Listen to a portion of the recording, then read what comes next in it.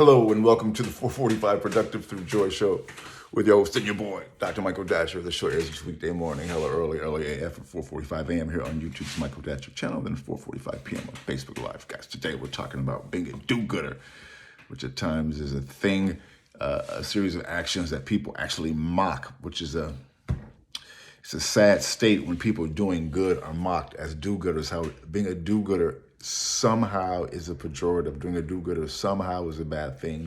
Being a do-gooder, doing the good is somehow perceived as a thing that is laughable, which is really disgusting.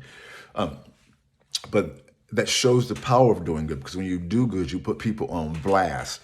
To use the vernacular, you highlight what other people are not doing. You highlight people's selfishness. You highlight people's snarkiness and small-mindedness. When you are doing good, you remind them that they're not doing good, that they're taking the small way out.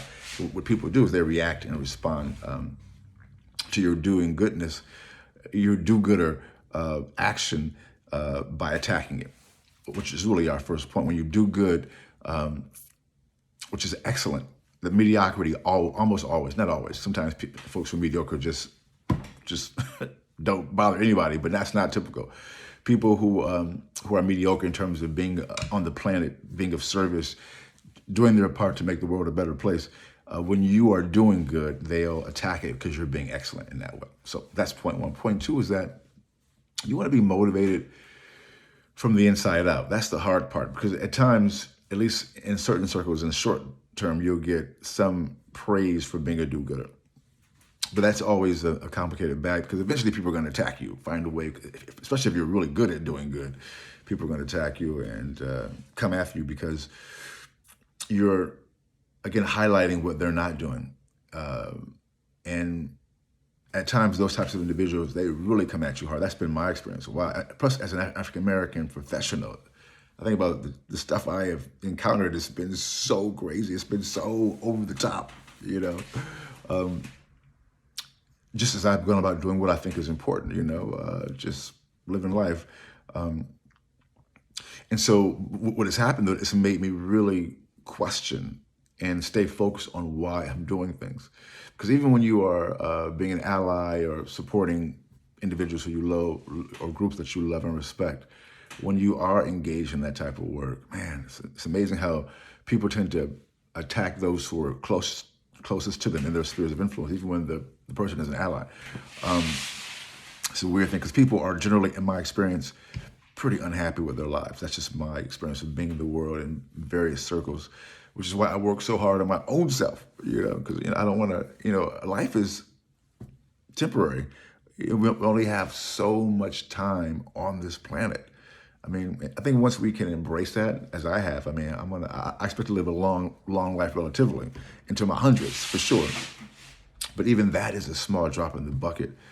Plus our bodies change, we have more aches and pains. And for those of us who work out and run, you're like, whoa, I'm still sore from yesterday,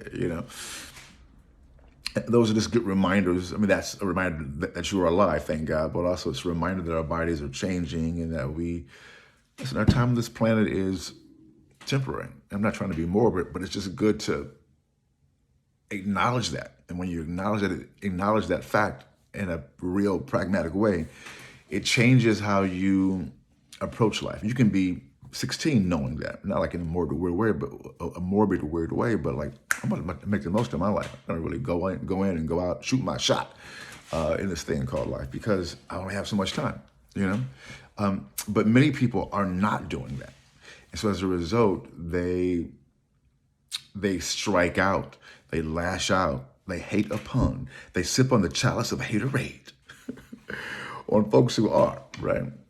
And we oftentimes are the folks who are out doing something, doing good, do-gooders, receive the brunt of that. So, but through the attack, the criticism, etc., but when it happens, that's terrible. That's small-minded. That's a horrible result of doing good. That's terrible and small-minded. And I saw this young brother, he's calling himself a conservative influencer. This young black kid clearly has been bullied in his life, hated upon,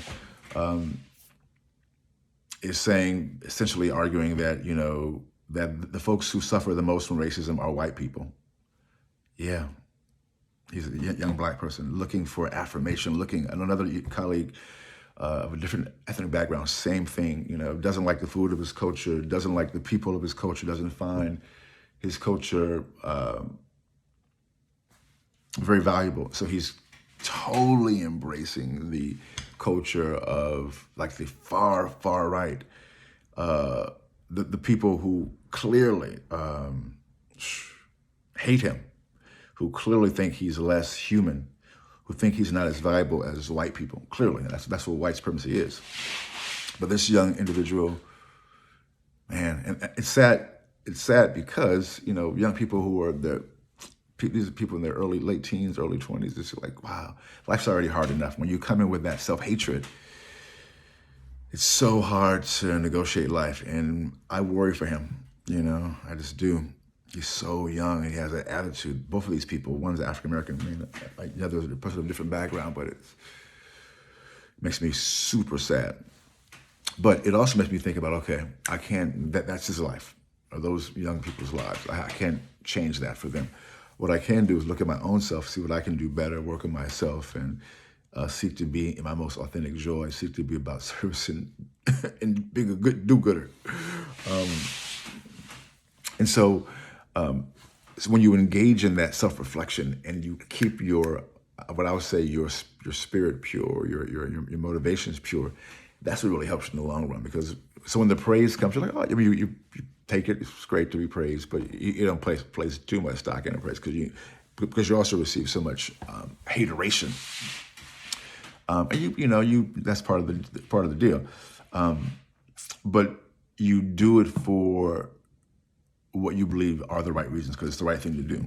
And then when that's your way of going through life, man, it makes life a lot different. It makes life more meaningful, because you're not doing things primarily from some outside source of motivation. At times, we are in the short term motivated by those things, because at times you need help. You need motivation to kind of get yourself up early in the morning doing this show, for example. You need help to kind of overcome your own problems, which I have a lot of them, many problems.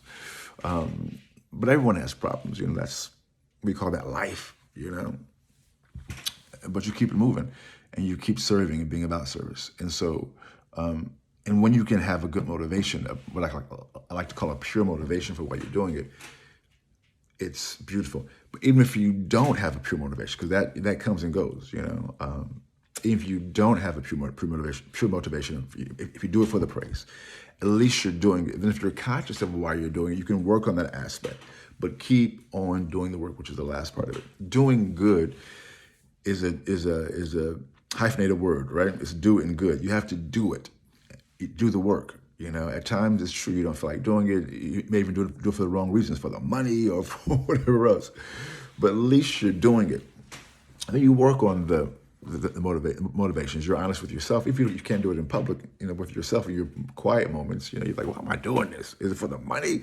And we all need money. Money's good. Money gives you options, but that shouldn't be our primary motivator for things.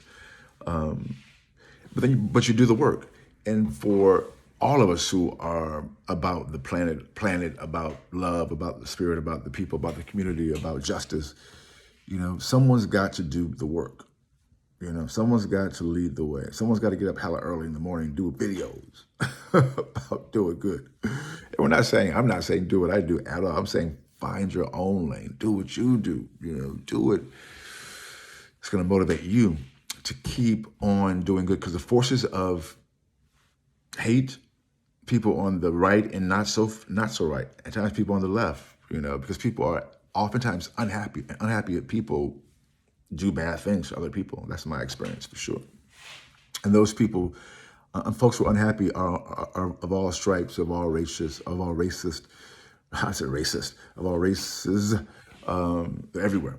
And there's a lot more of them, because it pays to not do good. It's easier, so there are fewer of us do-gooders, so we have to be about the work every damn day. Boom, goes the dynamite. That's all we have for today's show, guys. We'll see you this afternoon at 4:45 p.m. Until then, let's talk about it and be about it. This is I'm out like a do-good light.